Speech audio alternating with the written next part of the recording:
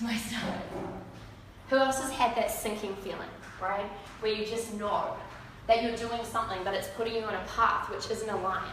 It's putting you on a path which is taking you away from your truth. And it's putting you on a path which is creating some sort of result, but it's not the result you deeply desire. And I had one of those moments where it's like my mind kind of disconnected from my body. My body got up and it started running and it ran. And without even thinking about it, I picked up the phone and I called my dad. And I had tears streaming down my face. And bravely, I said to him, Dad, you know what? I'm not going to do this. I'm not going to be an architect. It's not for me. And there was this moment of silence, and to my surprise, my dad said, okay, baby, I support you. You know what? If you don't want to do that, that's okay. I want you to be happy. I want you to do what you love.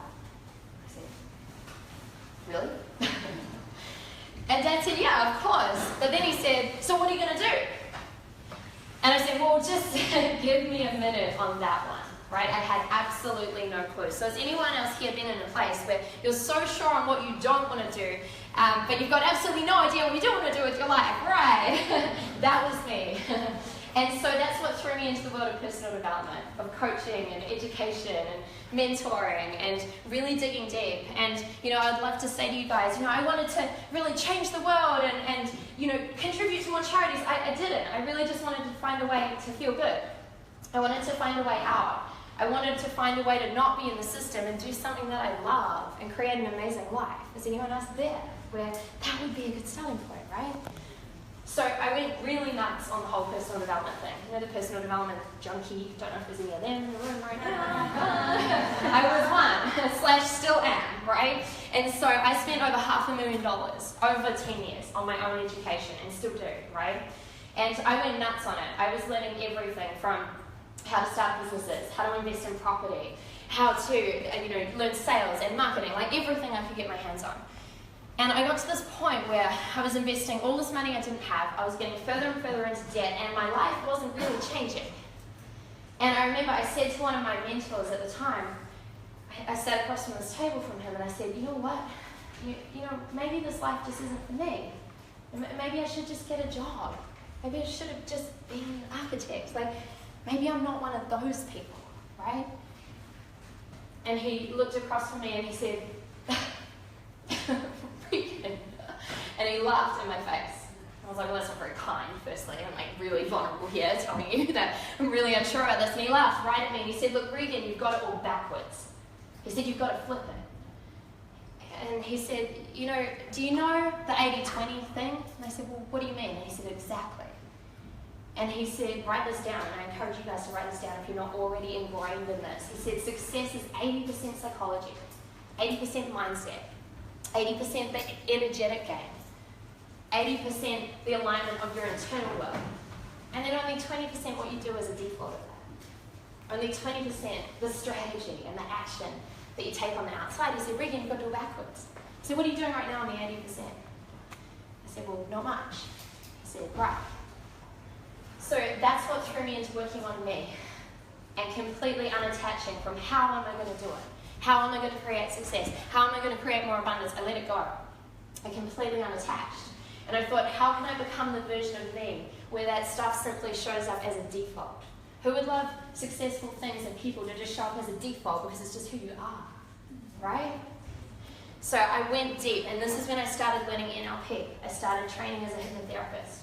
I started digging deep into timeline therapy. We're going to play with some of these amazing tools today. And what was interesting is I noticed my life started to change. I noticed every single area of my life started to shift and evolve. And I started becoming happier. And it was across the board. It wasn't just money. It wasn't just business. It was everything. And people started coming to me really naturally, saying, hey, Regan, I've been watching your journey, and how are you doing that? How do you do this? And I started teaching people what I knew. I started just telling them, well, definitely don't do this, this, this, and this. And I would recommend you do this and this. And they started getting results too. They started changing their lives. They were coming back to me and telling me, and that's when I thought, wow, you know what? This is it.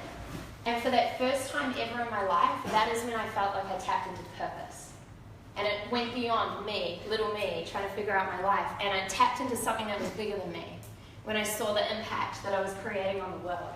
When I saw how I could touch and inspire people to change their lives. And it was this ripple effect that went on to do the same, who would love to create a bigger ripple effect in the world, by the way, simply because of who you are. Yes.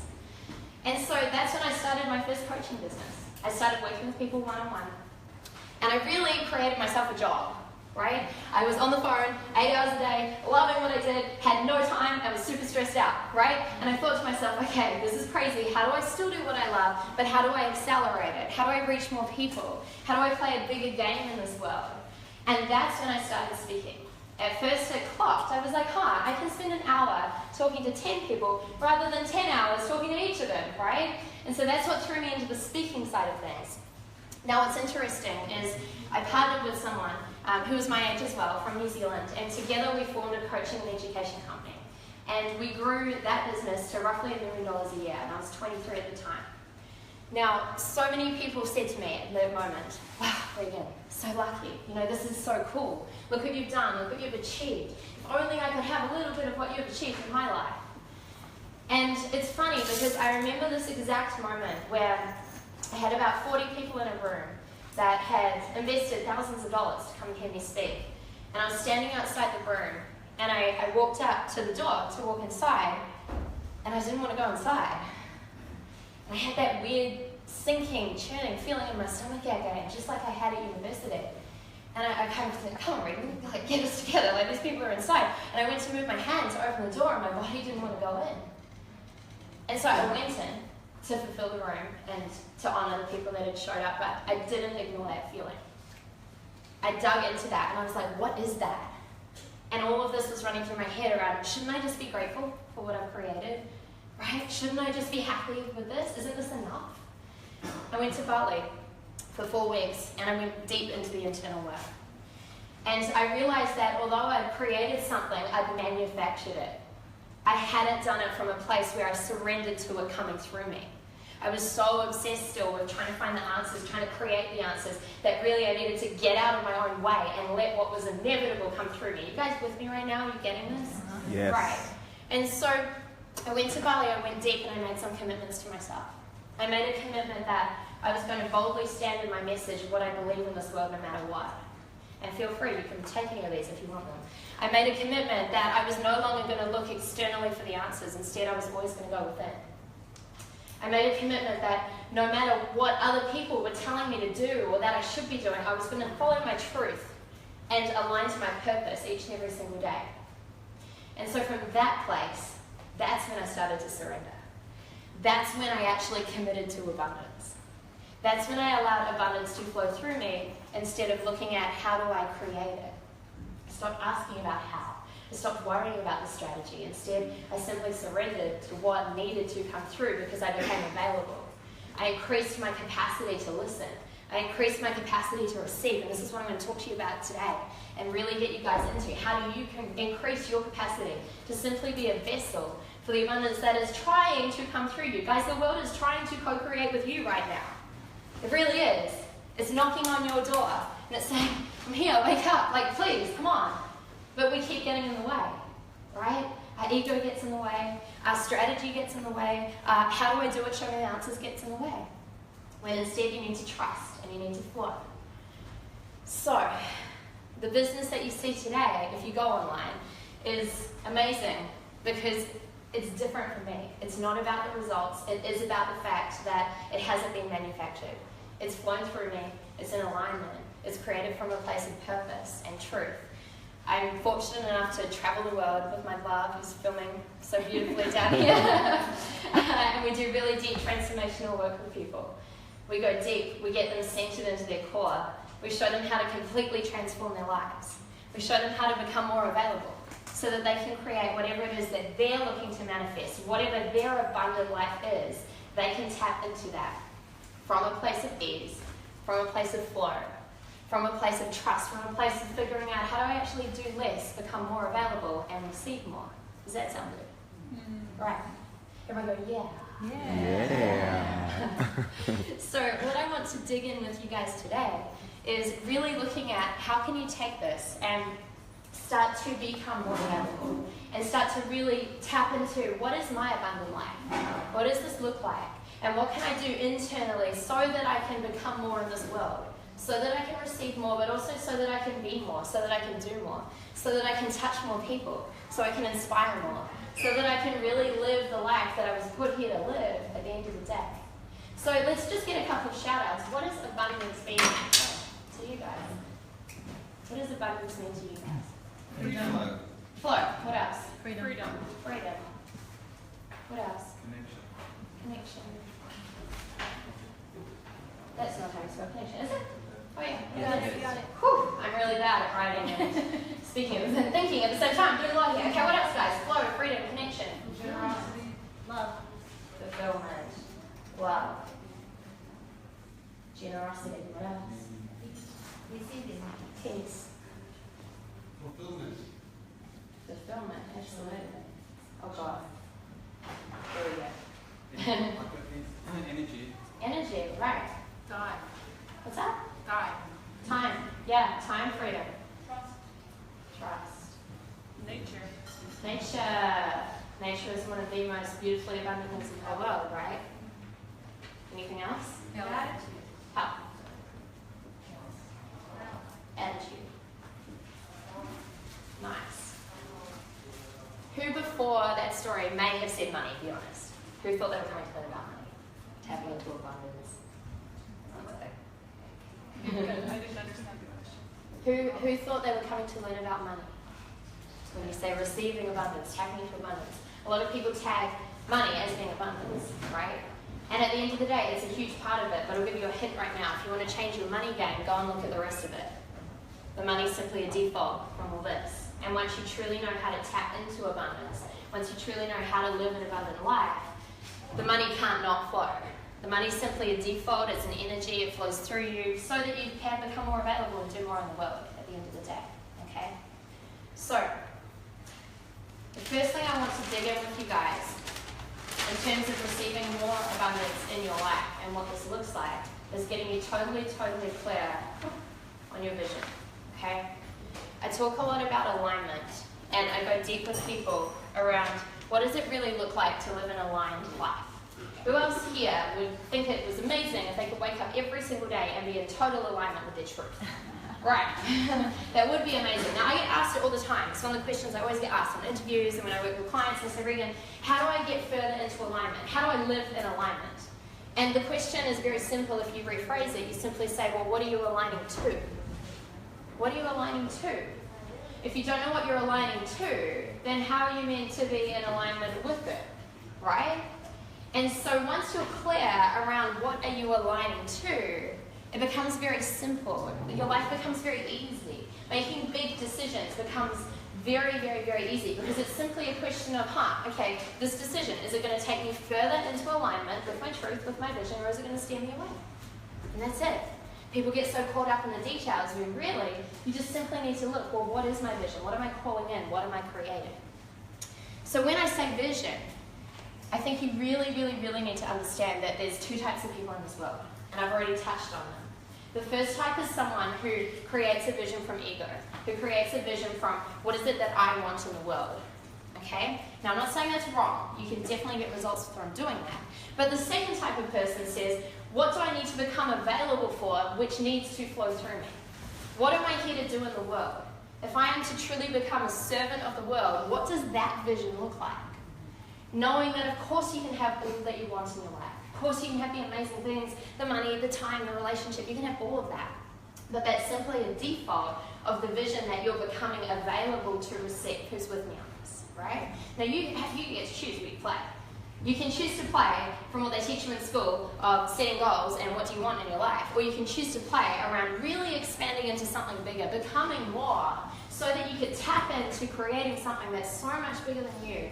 It's exciting, but it scares you each and every single day, right? Scared people in the room, raise your hands. Right. Probably means you're super close, if not already, tapping into creating and receiving this vision. Now, when you go into your vision work, write this down. You want to make sure that you look at every area of your life. We get really tricked, I guess, as humans by going, okay, there's generally one or two areas of our lives that we kind of want to focus on, right? You think, okay, well, I just love to increase my income. Or I would really love to manifest a beautiful relationship. And we get kind of stuck on that. We get a little bit obsessed with it, right? I mean, even Oprah says, hey, you can have it all, but not all at once. I disagree. Okay? You can absolutely have it all at once. You can have it all on your terms. And you can have it at a super high level across the board. But the trick is, you have to choose. You have to commit it to the world. You have to declare it to the world. Because what happens otherwise is that you get what you ask for. You create the money. You create the business. You manifest the beautiful relationship, but at what expense? All of a sudden you have the beautiful relationship, but your income goes down the drain. Down the drain, rather, not the drain. Or you create the money that you're looking to manifest, but you're tired and overweight and you've got no energy left.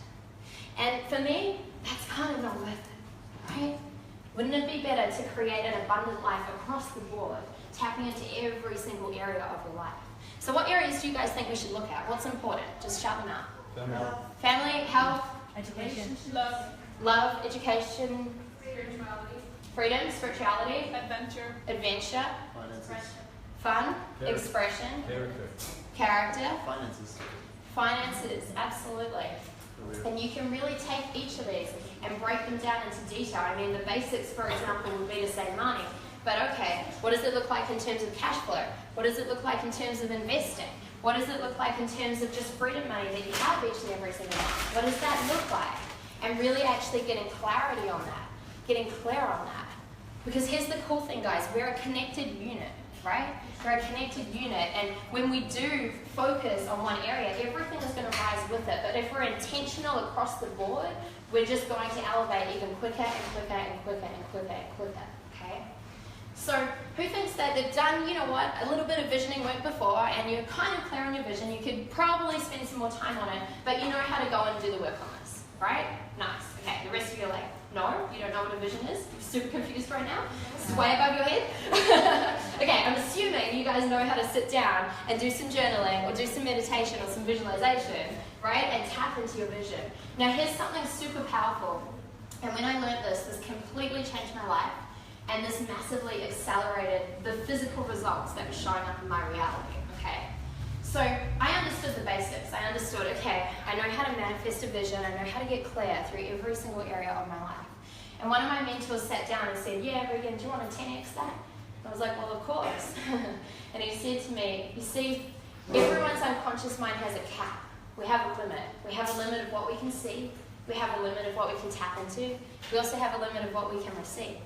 So in order to create a bigger vision showing up in your external reality faster, you need to increase your internal capacity to touch more, see more, experience more, breathe more, and tap into your vision at a deeper level. So you do this by simply what I've called tapping into your upper limit, right? So once you've done your visioning work and you get super, super clear on this, you simply want to go, okay, what's next? And you want to have every area of your life sorted like this. And you want to take one area at a time and simply go, okay, if that vision was already my reality, if it was already here, if I was already living into it, what would my vision be? Can you see how most people don't think of the vision of the vision? They don't think of the upper limit above the limit. They just go for their limit. Now, often we don't necessarily hit our limit exactly when we want to hit it. But what happens all of a sudden when you start expanding your mindset and expanding your energetic capacity to really receive this, all of a sudden the vision gets a bit smaller, right? It gets a bit easier. It's like, oh, that was really just my vision? Oh my gosh, what about this vision? So you take it piece by piece. If the goal is to manifest $100,000, great, you've already received that. What's the next goal? It's probably not $100,000, right? Maybe it's 120, 150, 200, whatever. Write it down. Start feeling into it. Start getting clarity around it, right? Because if you can't see beyond where you're going, your brain will literally not manifest it. And this is the scary, crazy thing. Your unconscious mind is wired to protect you. It's wired to keep you safe. It's wired to keep you in your comfort zone. Okay, and what happens in your comfort zone? Do you grow or not grow? You don't grow, right? So it's wired to keep us there. Now, we want our unconscious mind to keep us safe. We want it to actually keep us there. Because if we didn't have this ability to keep ourselves safe or not, we'd see a cliff, think it was exciting, and walk off the edge, right? So we're not looking at shutting this down, but we are looking at how to play with this so it doesn't get in the way. How do we actually show your mind, this is the vision, then this is the upper vision. All you're telling your unconscious mind is, it's safe. I can handle it. It's actually a good thing.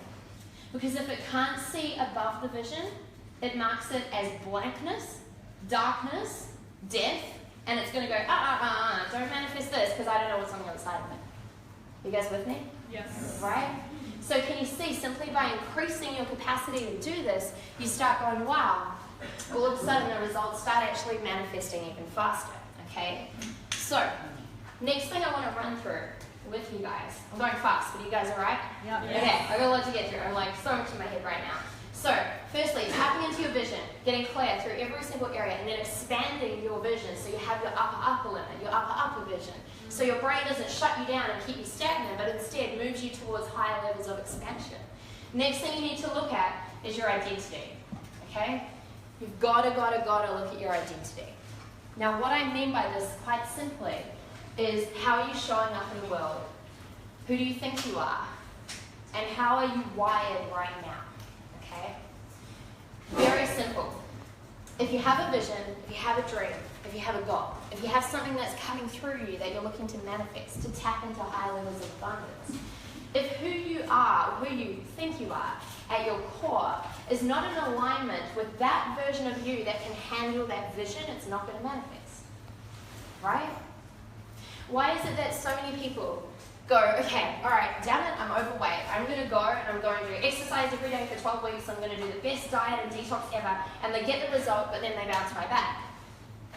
Why is that? Even sometimes they're still exercising and they're still doing the diets, but the weight still comes back. Because their identity of who they unconsciously think they are is not in alignment with who they need to be to handle that vision. In this case, that vision of them with the super hot body that goes to the gym every day, right?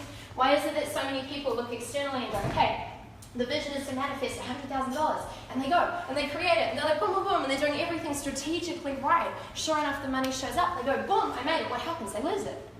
They lose it, it goes. They find some way to simply release it, all back to the universe. Why? Because their identity not only isn't in alignment with that version of them that can manifest that money, it's not the identity that can keep the money either. Some people are really good at creating identities that can create a lot of money and a lot of cash flow, but if you don't have the identity of who do I need to become in order to keep it, it's a completely different game, right? You guys following me on this? Yes. Okay, so the question to ask yourself quite simply is this, you can write this down. Who do I need to become in order to live into this vision automatically? Who do I need to become? And when we get deeper on this, you can start looking into things like, literally, how do I walk? How do I talk? Who do I associate with? Who do I hang around? Who's my environment? What do I tolerate in this world? What do I tolerate in my life? What do I tolerate in this category of life that I'm looking to manifest more in? What do I not tolerate? What am I now choosing to eliminate? What am I choosing to let go of? What am I choosing to release? What do I focus on each and every single day? Right? When I wake up in the morning, what is the first thing that comes into my head? What is my focus? What is my drive? What is my energy? What does this version of you eat? What do you put in your body? What do you fuel your body with? Right? Are you creating a container, even if your big vision isn't that relative around, say, a health goal? You know, what are you actually fueling your body with so your body can keep up with the vision that you're manifesting? Just as important. You need a hand?